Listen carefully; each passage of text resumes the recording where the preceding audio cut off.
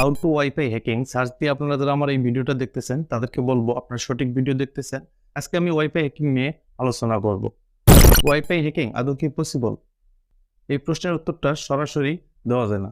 এখানে 50% হ্যাঁ এবং 50% না বরাবরই পাওয়া যায়। কারণ হচ্ছে ওয়াইফাই সিকিউরিটি দিন দিন আপডেট হয়ে যাচ্ছে। ওয়াইফাইতে বর্তমান 3 ধরনের সিকিউরিটি বরাবরই পাওয়া যায়। 1 WPS, 2 WPA2 এবং 3 WPA3। WPS সিকিউরিটি অনেক পুরাতন রাউটারে পাওয়া যায় এবং WPS এর পরে WPA2 এবং WPA3 সিকিউরিটি বর্তমান বিরাজ করতেছে, যেটা অনেকটা এনক্রিপ্টেড।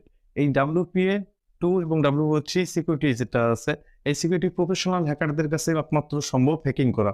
যারা আসলে প্রফেশনাল লেভেলের হ্যাকার না, তাদের কাছে WPA2 এবং WPA3 সিকিউরিটি যুক্ত রাউটার হ্যাক করা এতটা সহজ না। এখন আপনি বলতে পারেন যে আমার বন্ধু খুব সহজে মোবাইল দিয়ে হ্যাক করেছে। হ্যাঁ, সেক্ষেত্রে সেটাই প্রযোজ্য যে একটু আগে বললাম যে পুরাতন রাউটার WPA যুক্ত যে সিকিউরিটিটা আছে। WPSটা অনেক পুরাতন একটা সিকিউরিটি। এই সিকিউরিটিটা হলো পিন কোড দিয়ে আসলে হ্যাক করা।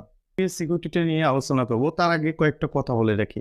যারা আসলে বিভিন্ন সাইট থেকে বিভিন্ন অ্যাপ ডাউনলোড করে ওয়াইফাই হ্যাকিং করার চেষ্টা করতেছেন, তাদেরকে আমি মোস্টলি রিকমেন্ডেড করবো যে এই ধরনের চেষ্টা কখনোই করবেন না। কারণ বিভিন্ন সাইট থেকে বিভিন্ন অ্যাপ ডাউনলোড করে যখন আপনি হ্যাকিং করার চেষ্টা করবেন, সেক্ষেত্রে আপনার মোবাইল ফোনটাই হ্যাক হয়ে যেতে পারে।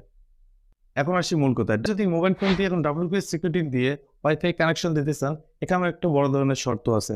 যে শর্তটা হলো যে আপনার ফোনটি Android 9 এর নিচে লাগতে হবে। যেমন Android 5, 6, 7, 8 পর্যন্ত বা 9 পর্যন্ত হলেই আপনি WPS সিকিউরিটি দিয়ে ওয়াইফাই কানেক্ট দিতে পারবেন, যদি সেই রাউটারটা এখনো WPS সিকিউরিটির আন্ডারে থাকে। আশা করি আপনি পুরো ভিডিওটা আমার কন্টিনিউ করলে বুঝতে পারবেন যে WPS সিকিউরিটি দিয়ে কীভাবে ওয়াইফাই কানেকশন দেওয়া যায়।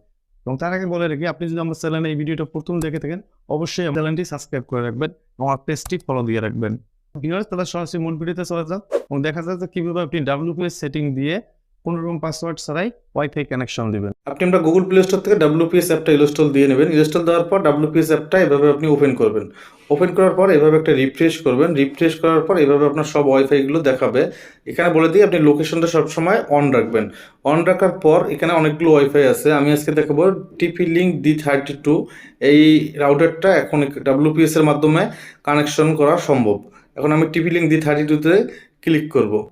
কানেক্ট উইথ পিনে ক্লিক করার পর এখানে দেখতে পাবেন যে ট্রাই অল পিনে আপনি ক্লিক করবেন। ক্লিক করার পর কানেক্ট নো রুটেড আপনি ক্লিক করবেন। নো রুটেড পিনে কানেক্ট করার সাথে সাথে আমার ওই যে উপরে দেখতে পাচ্ছেন অলরেডি একটা ওয়াইফাই কানেক্ট হয়ে গেছে। আপনি এইভাবে ওয়াইফাই কানেক্ট দিতে পারেন। এখানে দেখতে পারেন, আমি দেখাচ্ছি, এই দেখেন এখানে TP-Link D32টা কানেক্ট হয়ে গেছে। আপনার WPS পিন এখনও এনেবল আছে। আশা করি আপনারা নিজেরাই ট্রাই করবেন। আমি এখানে অনেক কিছু দেখাইতে পারলাম না, কারণ এখানে কপিরাইটের কিছু ইস্যু আছে, ফেসবুক এবং ইউটিউবের কিছু ইস্যু আছে, এই কারণে আমি কিছু দেখাইতে পারলাম না। আপনারা নিজেরাই ট্রাই করলে আশা করি আপনারা নিজেরাই পেয়ে যাবেন। ধন্যবাদ।